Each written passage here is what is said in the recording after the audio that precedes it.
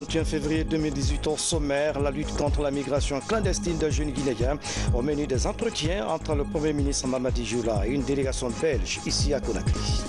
L'extension de la couverture de protection sociale en Afrique, la question est en débat depuis ce matin à Conakry. Les experts venus d'une soixantaine de pays tentent de trouver de nouvelles approches. Formation de jeunes en leadership, un atout pour leur employabilité. C'est un projet du ministère de l'enseignement technique qui vise à faciliter l'insertion socio-professionnelle des jeunes. Mesdames, Messieurs, bonsoir. Merci de l'attention et bienvenue dans cette édition. Audience à la primature. Le Premier ministre, chef du gouvernement, a reçu une délégation belge ce mercredi. Elle est conduite par le secrétaire d'État chargé de la migration et de l'asile. Les entretiens ont porté sur la lutte contre la migration clandestine des jeunes Guinéens et l'ouverture d'une ambassade de Belgique à Conakry en décembre de cette année. Hadi Kamara revient sur les temps forts de cette audience. Une forte délégation belge venue échanger avec les autorités guinéennes sur les questions de la migration irrégulière. Là-dessus, le secrétaire d'État belge chargé de l'asile et de la migration, Théo Frenquin, a fait un bref aperçu sur la qualité de la coopération entre la Guinée et son pays dans les domaines de la formation, de l'énergie et de la sécurité. Il a été question de brosser la situation de la diaspora guinéenne vivant en Belgique estimée à 10 000 personnes.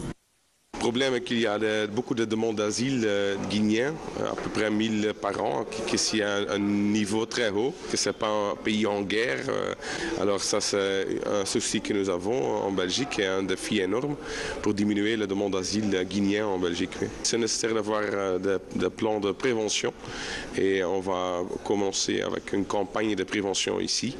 On va commencer en avril cette campagne. Guinée est un pays démocratique avec un gouvernement démocratique sans guerre, sans extrémisme, sans djihadisme. Alors, on ne peut pas comparer la Guinée avec des autres pays. Il est question de travailler ensemble pour prévenir la migration clandestine. Ici, Mamadi Dioula tend la main aux partenaires techniques et financiers en vue d'aider la Guinée à prévenir ce flux migratoire que connaît le pays. Aujourd'hui, nous devons trouver ensemble des solutions. Nous avons ici ces Guinéens qui ne peuvent pas rester insensibles à toutes les questions liées aux Guinéens, mais aussi de votre côté, puisque voilà, ce sont des personnes qui se rendent dans vos pays de plusieurs façons. Là, c'est un défi qui se pose à nous tous. Donc il est de notre devoir de voir comment on peut appréhender. C'est pour ça que nous avons accordé une importance toute particulière à l'initiative de l'Union européenne pour faire face, justement, apporter quelques réponses ici. Et la Guinée, le gouvernement guinéen en tout cas s'implique vraiment et reste disposé. Quand nous avons invité tous nos ambassades à travers le ministère des Affaires étrangères de coopérer avec les pays concernés pour mieux répondre à cette question, ce défi qui se pose à nous. Suite donc à la signature d'une convention de coopération entre nos deux pays, la Belgique décide d'ouvrir son ambassade en Guinée au mois de décembre prochain. Ouverture ce mercredi à Conakry du séminaire technique sur l'extension de la couverture sociale en Afrique. Il regroupe des experts des caisses de sécurité sociale venus d'une soixantaine de pays africains.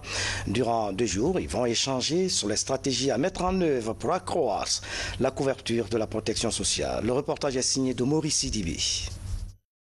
Ces experts sont venus de plus de 60 pays pour prendre part à ce rendez-vous de Conakry sur la problématique de la sécurité sociale en Afrique. Selon l'Association internationale de la sécurité sociale, seulement 1 personne sur 5 jouit de la couverture sociale, soit 90% des populations sans accès à la sécurité sociale. Ce séminaire de Conakry est un espace de partage d'expériences sur les différents systèmes de sécurité sociale sur le continent en vue de les rendre plus dynamiques et performants pour garantir une large couverture sociale des populations africaines. La Caisse nationale de sécurité sociale, créée en 1960, assure, au travail régi par le Code de travail, une protection contre les risques sociaux à travers 4 branches principales. Les prestations familiales, l'assurance maladie, les risques professionnels et la vieillesse, complétées par l'action sociale et sanitaire. La politique nationale de protection sociale guinéenne vise la mise en place de mécanismes multiples qui englobent l'amélioration de l'offre de services, la promotion de l'inclusion financière, l'accès à des solutions innovantes afin de protéger les plus vulnérables et leur permettre de sortir de leur situation de fragilité. Pendant 2 jours, ces experts du continent vont mettre en lumière les questions comme les types de prestations pour les travailleurs indépendants, les systèmes de financement, l'informatisation et la digitalisation des régimes de sécurité sociale. Des pistes de solutions seront proposées afin d'accroître considérablement le taux de couverture sociale en Afrique. Les États africains sont interpellés à mettre en place des politiques fiables dans le domaine. C'est peut-être un bon point d'entrée pour justement faire en sorte que tous les travailleurs, salariés ou non salariés de notre continent, de ce beau continent africain, puissent bénéficier d'une couverture et puissent justement bénéficier d'une nouvelle approche dans la protection sociale. C'est une préoccupation parce qu'un travailleur sans sécurité sociale, c'est une personne qui va se retrouver à la retraite sans ressources.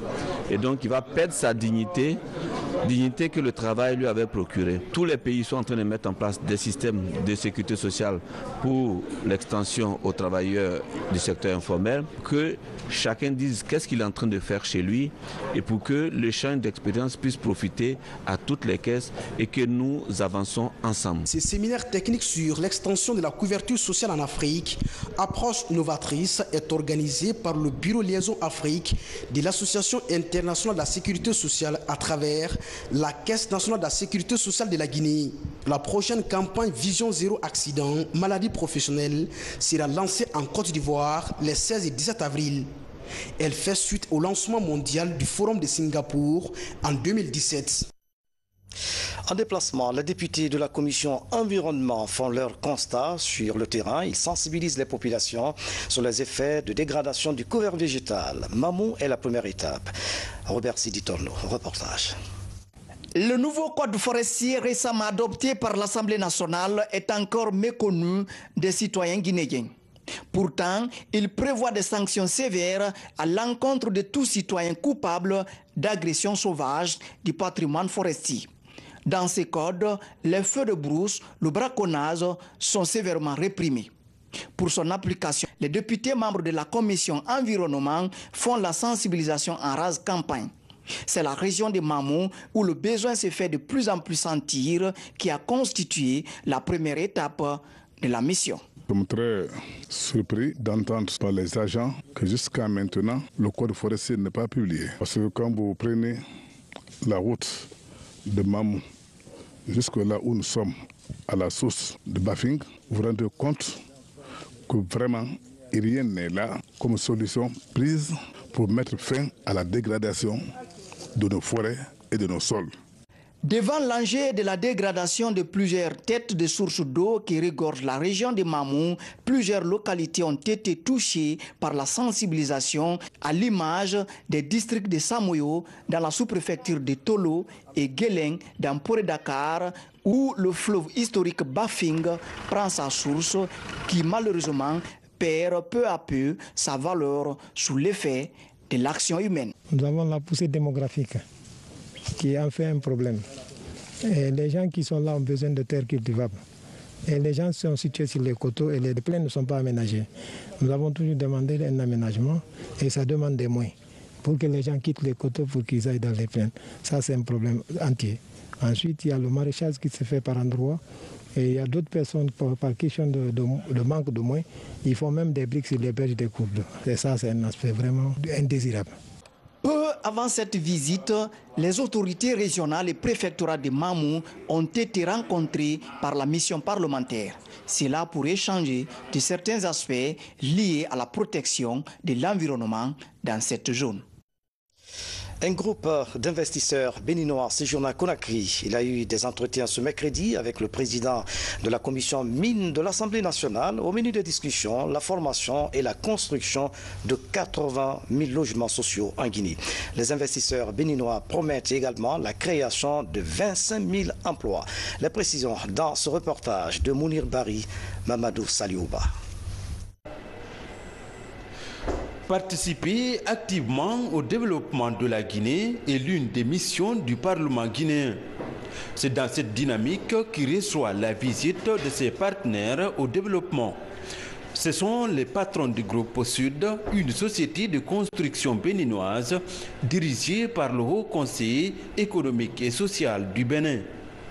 Ils comptent investir dans les infrastructures scolaires, universitaires, mais aussi les logements sociaux en Guinée, avec à la clé la création de plus de 25 000 emplois par an. Faire de la Guinée l'interconnexion entre les universités et les écoles, de telle manière que nous pouvons aujourd'hui mutualiser les enseignements ensemble entre les universités. Nous pouvons aussi mutualiser les enseignants, pourquoi pas les évaluations, de telle manière que un seul professeur peut aujourd'hui faire des cours simultanément dans ces grandes écoles et universités. Au-delà de l'éducation, nous avions décidé avec le groupe Sud d'apporter au niveau de l'habitat des habitats sociaux, même en faire de ces grands habitats sociaux un village numérique. S'inscrivant dans la logique de la formation et de l'emploi des jeunes, ce projet vient conforter les ambitions des autorités du pays. Le président Alpha Condé a donné la priorité à la formation de la jeunesse. Et je crois qu'en Afrique aujourd'hui, la préoccupation de tous les chefs d'État, c'est la formation des jeunes. Ce qui m'intéresse dans le programme du professeur et du groupe Sud, c'est qu'ils vont créer 25 000 emplois par an. En plus de ça, le groupe s'engage à octroyer par an 100 000 bourses d'études universitaires. En Guinée, sur invitation du Parlement, ces investisseurs entendent apporter leur expertise dans le domaine précis des infrastructures socio-éducatives. Comme pour dire qu'au-delà de la législation et le contrôle de l'action gouvernementale, les parlementaires s'impliquent activement dans le développement socio-économique du pays. Dans l'actualité encore, le département de l'enseignement technique, de la formation professionnelle et du travail poursuit la formation des jeunes en leadership, un atout pour leur employabilité. Ce projet soutenu par des partenaires vise à faciliter l'insertion socio-professionnelle des jeunes. Reportage Moussa Komara, Maurice Sidibi. Faire de chaque jeune intellectuel guinéen un leader valable, c'est le sens de cette journée porte ouverte. Elle est consacrée à l'enseignement des valeurs permettant à développer la compétence et le leadership chez les jeunes. Les notions comme l'esprit critique, le respect, l'écoute de l'interlocuteur, la prise de parole en public et la confiance en soi sont au cœur des débats. À travers ces échanges directs, Toastmaster International entend aider la jeunesse guinéenne à devenir une incubatrice de l'essor socio-économique du pays. C'est une méthode qui existe depuis près d'un siècle, qui a fait ses preuves ailleurs. À tous les niveaux de la vie, il est important d'avoir les outils qu'il faut pour être un meilleur leader. Un leader, c'est quoi? C'est celui qui montre la voie aux autres, qui les aide à y arriver et qui permet donc de transformer des gens pour transformer une société, une communauté, une entreprise, une famille. La qualification et l'insertion socio-professionnelle de la jeunesse restent un défi qui nécessite l'apport des partenaires du ministère de tutelle. C'est pourquoi le ministre de l'Enseignement technique attache de prix à l'initiative. Chacun d'entre nous, au niveau où il est, a besoin de s'améliorer, de gagner en qualité. Et quel que soit le niveau qu'on pense avoir, il y a toujours quelque chose qu'on peut apprendre, qu'on peut acquérir pour être meilleur sur le plan du leadership. Et ensuite, discuter avec les organisateurs pour voir comment l'étendre et comment s'en inspirer pour donner beaucoup plus de qualité à tous nos jeunes qui en ont besoin dans le cadre de leur insertion socio-professionnelle. À la fin des travaux de cette journée porte ouverte, 3 jeunes Guinéens sélectionnés dirigent désormais le bureau national des Toastmasters International en Guinée. Dans le même registre, promotion de l'autonomisation des jeunes, Ease Consulting a lancé mardi ses activités. C'est un cabinet de formation et d'orientation visant à préparer les jeunes à l'auto-emploi. Le lancement de ce nouveau cabinet a donné lieu à une conférence de presse à Conakry. Mamadi Ternakamisoko. L'auto-emploi, un concept très peu développé en Guinée au niveau de la couche juvénile. De nombreux jeunes, pour diverses raisons, peinent à mettre en pratique leur savoir-faire. Il faut donc les encadrer et leur montrer la voie. C'est ce que propose de faire désormais IS Consulting, un cabinet spécialisé dans la formation, le conseil, l'assistance, la santé et l'orientation de proximité. Les initiateurs du projet sont face à la presse pour expliquer leur démarche sur le terrain. Non seulement nous allons conseiller les élèves, et aussi nous allons les assister et les orienter. Même l'administration, les entreprises, en ce qui concerne aussi la formation des personnels. Et nous sommes en collaboration aussi avec d'autres cabinets ou d'autres professionnels pour le renforcement des capacités managériales aussi de nos gestionnaires. Ce pari, ces jeunes comptent le relever en s'appuyant sur des diplômés, étudiants ou élèves de l'enseignement secondaire. Déjà, des consultants sont identifiés dans le but de soutenir les jeunes à s'insérer de façon durable dans la vie socio-professionnelle. On a déjà les programmes nationaux qui sont déjà élaborés. Et que si nous devons donner une formation particulière à un enfant dans un domicile précis, nous nous basons sur ce programme national, on n'invente rien, mais plutôt on essaie d'apporter ce que nous ne pouvons pas apporter dans les salles de classe par rapport au temps alloué.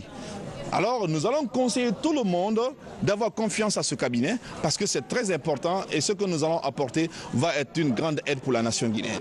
IS Consulting est une initiative de la plateforme nationale des jeunes ambassadeurs, une structure de jeunesse qui regroupe en son sein près de 4200 jeunes à travers le pays. Plus de 200 jeunes enseignants de la langue française renforcent leurs connaissances. Il s'agit pour eux de maîtriser les approches de communication orale et écrite en vue de rehausser le niveau des apprenants. Un manuel a été élaboré à cet effet grâce à la coopération française et allemande. Francis Colli. Au cours des 2 dernières décennies, le niveau de maîtrise de la langue française a chuté en Guinée. Pour faire face à cette épineuse question, un manuel de français est conçu pour renforcer les compétences des enseignants et des apprenants. Ce document pédagogique contient 732 exercices pratiques pour apprendre les techniques de communication orale et écrite. Le français, c'est l'outil de base. Si vous ne pouvez pas comprendre les sciences, en tout cas en Guinée ou dans les pays francophones, ou la littérature, ou tout autre type d'enseignement, sans maîtriser la langue par laquelle cet enseignement est véhiculé, qui est le français chez nous. C'est du pédagogique, c'est des méthodes, c'est des petits trucs à savoir. Quand on suit un cours, par exemple, comment prendre des notes, comment rédiger une note de synthèse, comment préparer aussi un oral en français, un mémoire, un exposé.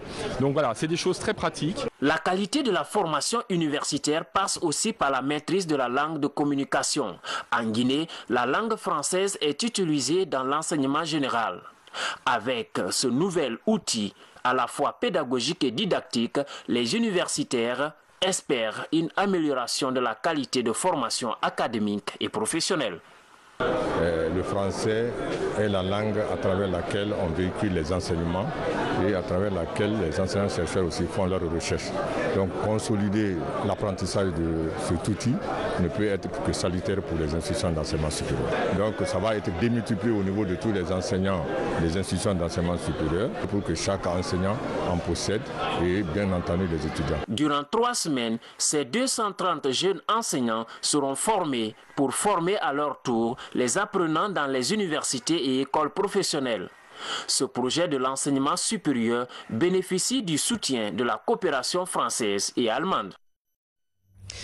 La communauté des étudiants maliens en Guinée œuvre pour le renforcement de l'unité et de la cohésion entre les ressortissants maliens vivant à Conakry. La structure a entamé une tournée de prise de contact avec les différentes structures. L'association a rencontré dans ce sens l'ONG Vision Nouvelle. Bernard Toguino. Depuis plusieurs années, les universités guinéennes accueillent des étudiants ressortissants des pays africains.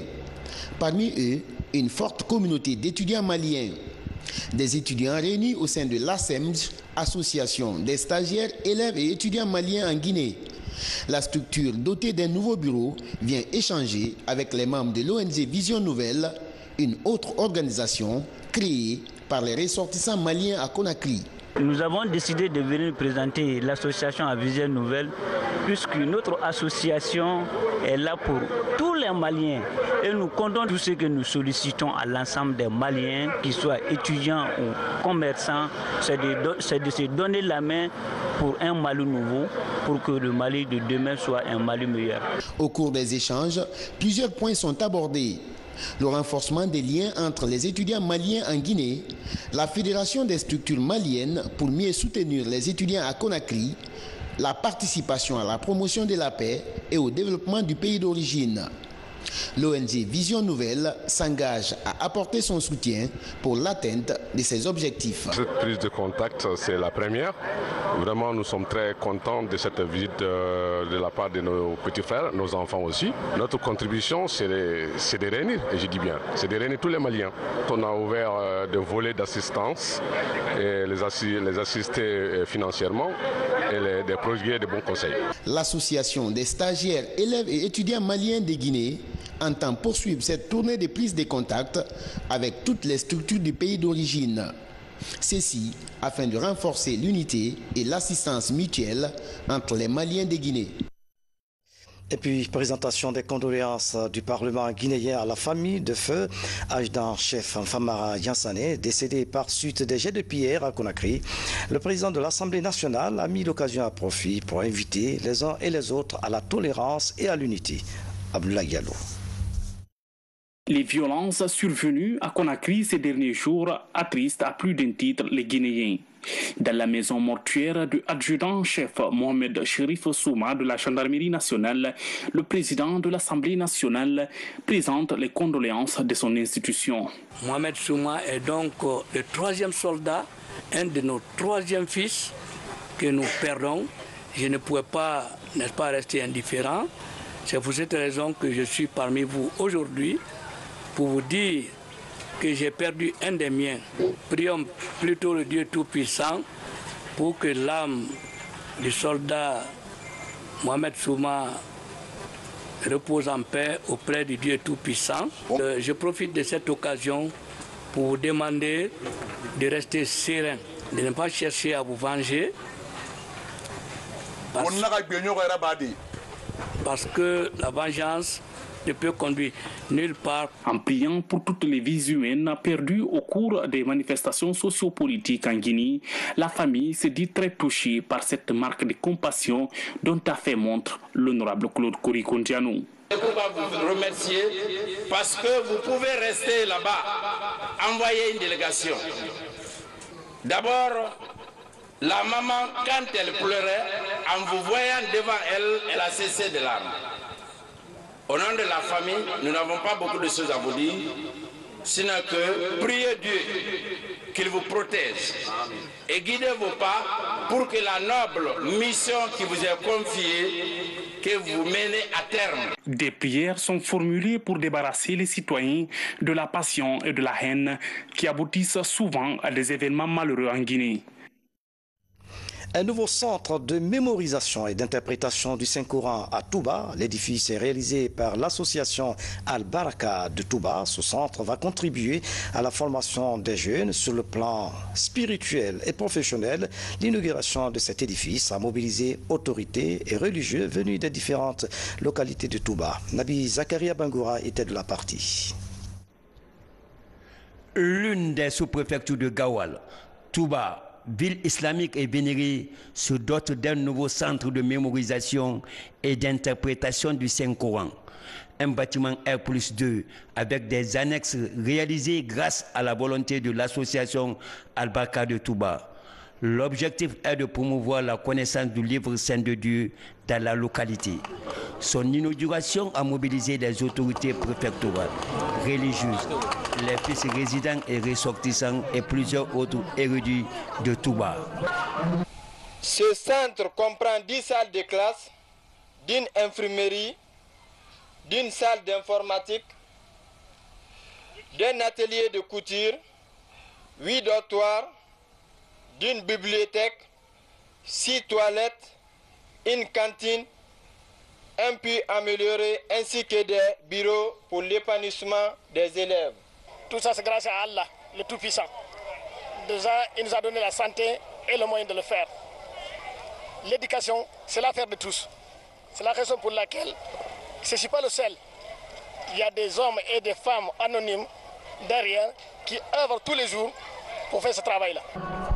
Ce centre devrait permettre aux 400 apprenants de garder le Saint-Coran dans le cœur, mais aussi d'assurer leur avenir socio-éducatif, professionnel et spirituel.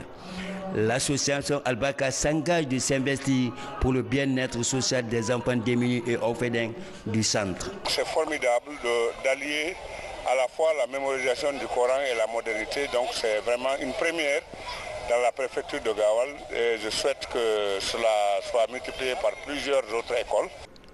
Pour répondre à certaines exigences du Saint-Coran, le président de l'association Al-Barka assure l'alimentation des apprenants pendant les jours des cours. 50 emplois seront créés pour le personnel enseignant et autres pour le bon fonctionnement du centre. Nabi Zakaria, merci pour ce reportage. C'est la fin de cette édition. À tous, merci de nous avoir suivis. Excellente soirée. Où que vous soyez dans le monde. À demain.